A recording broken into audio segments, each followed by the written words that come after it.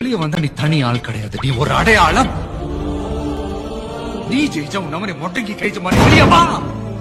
இந்த உலகத்துக்கு நீ யாருன்னு இன்னொரு தடவை காட்டு. அளவே காணோம், ஓடிட்டான், ஒளிஞ்சிட்டான், தலைமறைவாயிட்டாங்கன்னு நினைக்கிறாங்க. ஓத்தா தலைமறை உள்ளடா. அமைதி, அமைதியா இருக்கும், பொறுமையா இருக்கும். ஓத்தா நாங்க ஓடி ஒளியறவங்களடா, ஓட விடுறவங்கடா. ராஜ்மோகனை போலீஸ் ஏதாவது வலை வீசி தேடுகிறதா? இல்ல அது சர்வதேச தலைவனா ராஜ்மோகன்? இல்ல எஃப்ஐஆர்ல பேர் இல்லாத போய் எது காணா போற? கட்டவுத்து விடுறது கட்டவே இல்ல போட. கட்டவே இல்லையா? போடாங்கற போக மாட்டியா? சின்ன பிள்ளை எல்லாம் போய் ஒளிஞ்சுக்கிட்டே கண்டுபிடின்னு சொல்லுவாங்கல்ல, அது மாதிரி ஆயிட்டாங்க திடீர்னு. இப்படியா ஒருத்தன் அரசியல் கட்சியை நடத்துவாங்க? வெளியே வராமல் பனையூரில் விஜய் பதுங்கி இருக்கிறாரா? ஏன் வெளில வர்றதுக்கு அவ்வளவு என்ன தயக்கம்?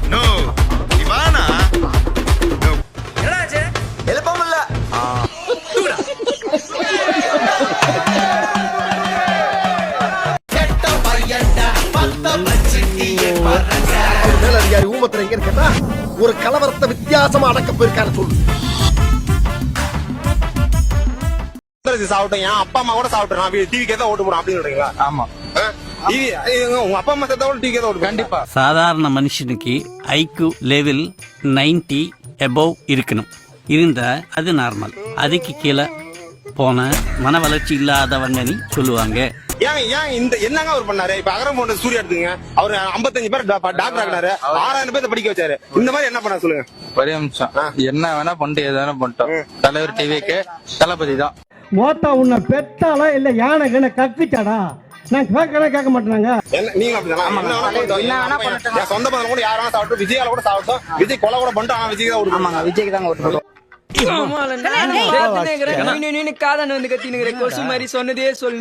சொந்த பந்தம் கூட யாரும் சாப்பிட்டு, விஜயால கூட சாப்பிட்டோம், விஜய் கொலை கூட பண்ணிட்டோம், ஆனா விஜய் தான் ஓட்டு. விஜய்க்கு தான் ஓட்டு. கை கொடுங்க. இந்த மாதிரி தான் நம்ம தமிழ்நாட்டுக்கு மக்கள் தேவை.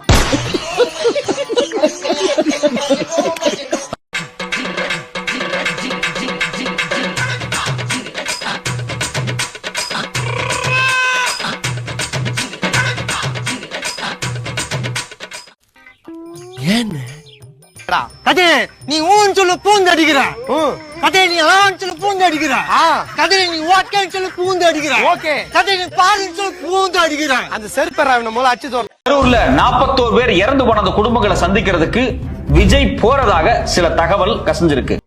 ஓப்பனிங்லாம் நல்லா தான் இருக்கு, ஆனா உங்ககிட்ட பிடிச்சும் சரியில்லையாப்பா. அதுல குறிப்பா ஒரு விஷயம் என்ன அப்படின்னா, இவரு கரூர் போகணும் அப்படின்னா தமிழ்நாடு காவல்துறை இதெல்லாம் எனக்கு செஞ்சு தரணும் அப்படின்னு ஒரு கண்டிஷனை டிஜிபி ஆபீஸருக்கு அனுப்பிச்சிருக்கிறார்.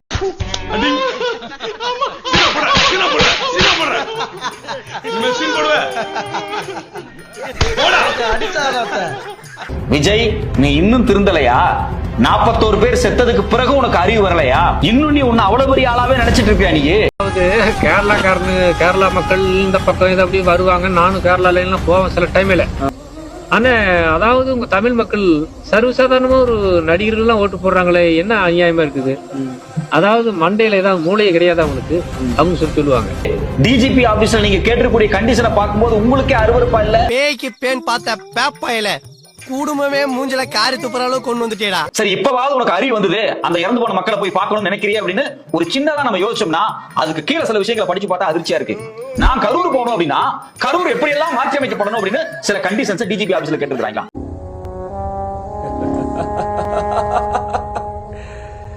சூப்பரு. ஓஹோ, இவர் கரூர் போவாரு, இவர் திருச்சி போவாரு, அதுக்காக ஒட்டுமொத்த ஊரையே மாத்தணும். டேய், நான் சும்மா இருக்க முடியாதடா. எப்பறா உன்னால நிம்மதியா சோறு திங்க முடியுது? ஏற்கனவே எக்ஸிஸ்டிங்ல இருக்கக்கூடிய லாண்ட் ஆர்டரையே இவருக்காக மாத்தணும் அப்படின்னு சில கண்டிஷன் கொடுத்திருக்காரு. முதல்ல அவர் என்ன சொல்றாரு அப்படின்னா, நான் சென்னையில இருந்து திருச்சிக்கு தனி விமானத்துல போவேன். அது வழக்கமா போறதானே, சரி போயிட்டு போ. நான் பண்ற டார்ச்சரை பார்க்கும்போது என்னை கட்ட கட்ட வார்த்தையை திட்டணும்னு தோணுதுல? உண்மையை சொல்லு.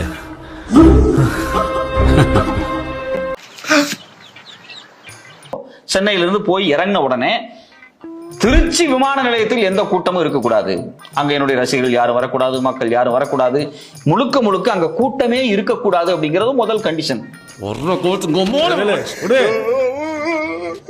நான் என்ன சொல்றேன், நீ திருச்சிக்கு வர்ற அப்படிங்கறதுக்காக எவனுமே பிளைட்ல போக கூடாதா? இத பார்த்த கேன மாதிரி தெரியுதா?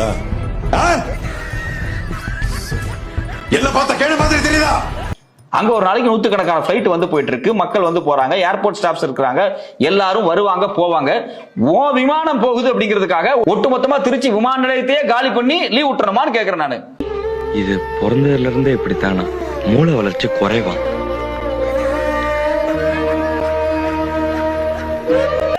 இதுல ஒரு முட்டாள்தனமா இல்ல? இதை விட மோசமான விஷயம் என்ன அப்படின்னா, இவர் திருச்சியில இருந்து கரூருக்கு போறதுக்கு கிரீன் காரிடர் கேட்டிருக்காரு.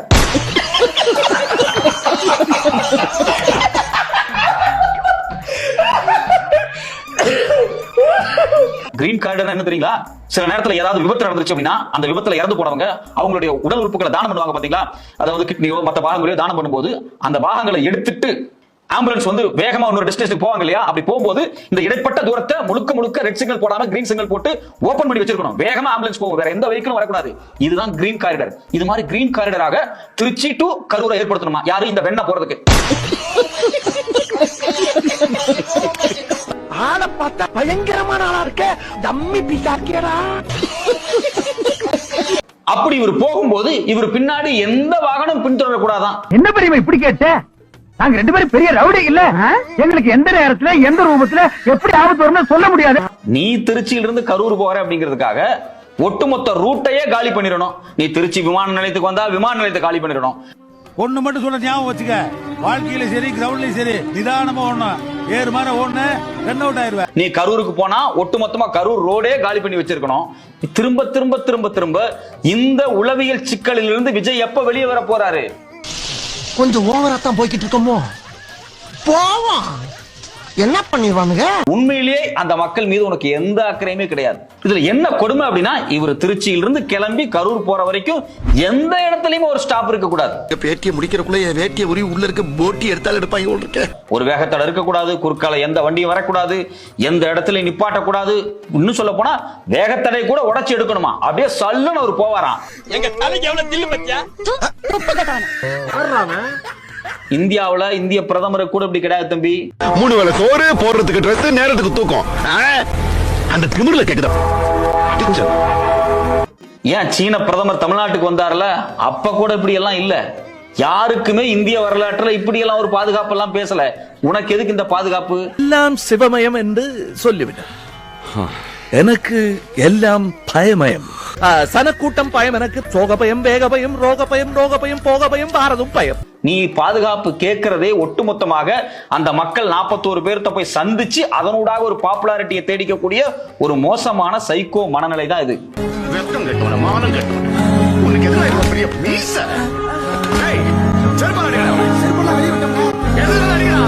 அவர் எந்தெந்த ஏரியாவுக்கு போய் எந்தெந்த மக்களை சந்திக்கிறாரோ அதுக்கு 1 கிலோமீட்டர் சுத்தளவுல யாருமே இருக்க கூடாதான். அவர் ரசிகர்கள் இருக்க கூடாது, மக்கள் இருக்க கூடாது. அந்த குடும்பத்துல இருக்கவங்களை மட்டும் அவர் போய் பார்த்து பேசுவாராம். அவன் மென்டல். நான் போன கூட்டத்திலயும் சொன்னேன், அவன் எங்க கிரான பக்குவமா பார்த்து பின்னாடி போய் அவனை 2 கையிலையும் விலங்கு போட்டு அவனை போய் கீழ்பார்க்க ஆஸ்பத்திரியில விட்டு. இதை விட ரொம்ப கேவலமான அருவருக்கத்தக்க விஷயம் என்ன அப்படின்னா, இவர் போய் அந்த மக்களை சந்திப்பாராம். அந்த இடத்துல ஊடகங்கள் வரக்கூடாது, வந்து இவரை பார்த்து கேள்வி கேட்டக்கூடாது. ஏன் சார் இது எவ்வளவு பெரிய அஜெண்டா பாருங்க. நீ ஊடகத்தை பார்க்க மாட்ட, ஊடகத்திட்ட பேச மாட்ட, இந்த 41 பேர் சாவுக்கு தார்மீகமான பொறுப்பை நீ ஏத்துக்க மாட்ட. சிலர்த்து போய் சில்லறையெல்லாம் விட்டுறிஞ்சேன். ஐயோ, அது யாரு கோழ? 40 பேர் போற படகுல ஆபத்து நேரத்துல ஒருத்தன் குதிச்சுட்டா மொத்தம் 39 பேரும் பொழைப்பாங்கன்னா, உடனே குதிச்சு தான் உசுரை விட்டுட்டு மத்தவங்களை காப்பாத்துற வந்தாண்டா வீரன், அரசன், தலைவன் எல்லாம். One eternity later.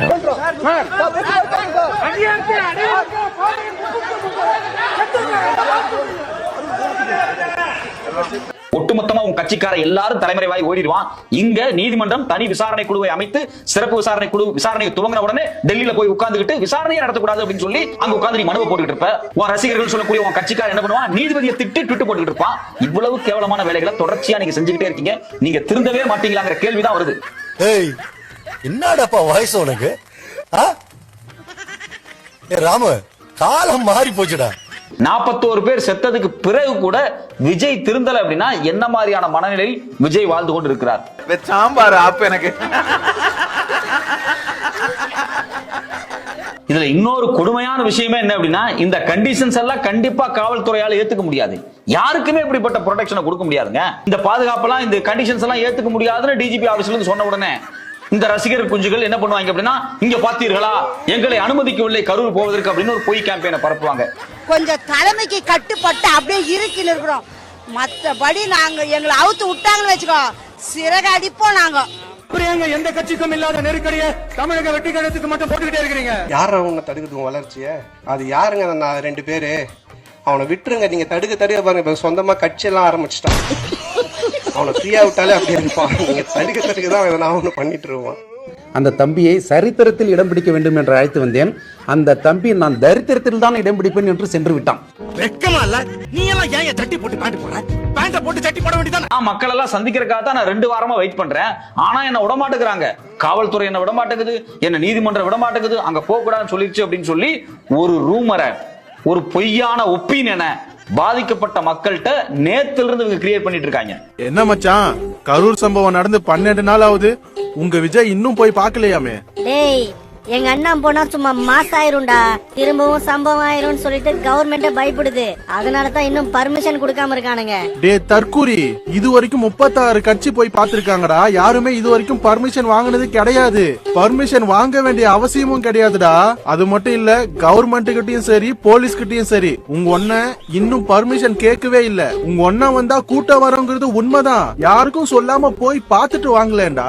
இதுல வெக்கமே இல்லாம வீடியோ கால் பேசிட்டு இதை யாருக்கிட்டையும் சொல்ல எனக்கு பப்ளிசிட்டி பிடிக்காதுன்னு வேற சொல்லிருக்கான் உங்க அண்ணன். ஆனா இது எல்லாத்தையும் நியூஸ் மீடியா கிட்ட எல்லாம் சொல்லி பரப்பிட்டு இருக்கீங்க. என்ன ஜென்மண்டா நீங்க எல்லாம்? ஆதாரி மாடு எச்சகால முண்டமே உனக்கு என்னடா வந்தது? அது நீங்கடா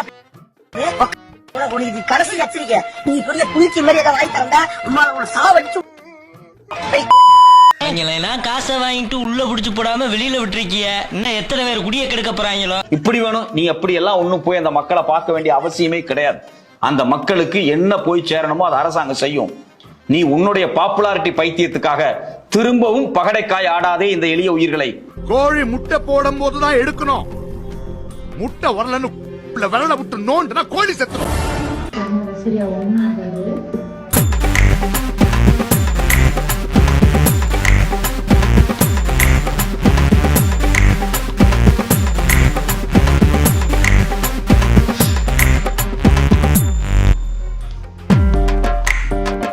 போட்டோவே இப்படி ஹராஸ் பண்றானே, அவர் நேர்ல சிக்கினாருன்னா என்ன பண்ணுவான்?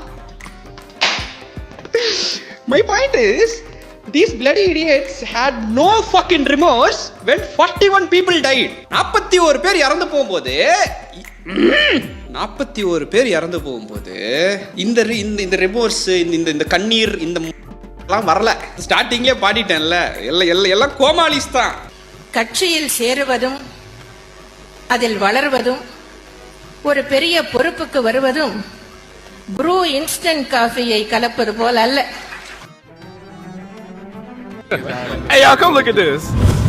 கடுமையான வார்த்தைகள் கொண்ட அறிக்கை சார். உங்களுக்கு என்னுடைய புகைப்படத்தையோ மன்ற பெயரையோ பயன்படுத்தினா சட்டப்பூர்வமான அதுதாங்க.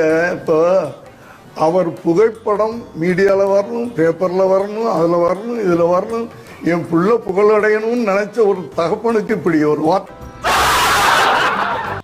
இங்க டெய்லி நடக்கிற பிரச்சனைகளுக்கு சம்பிரதாயத்துக்காக ட்வீட் போடுறதும், சம்பிரதாயத்துக்காக அறிக்கை விடுறதும், சம்பிரதாயத்துக்காக நானும் மக்களோட மக்களா இருக்கிறேன்னு காட்டிக்கிறதும், சம்பிரதாயத்துக்காக மழை தண்ணியில நின்று போட்டோ எடுக்கிறதும் எனக்கு அதுல கொஞ்சம் கூட உடன்பாடே இல்ல.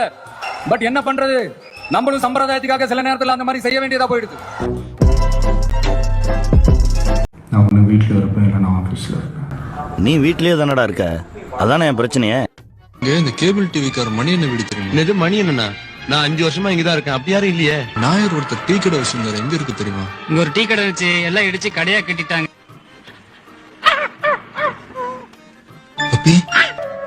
எல்லாரும் எங்கடா? இந்த தெரு பூரா நமக்கு தெரிஞ்சவங்களா இருந்தாங்களேடா, யாருமே இங்க இல்லையடா.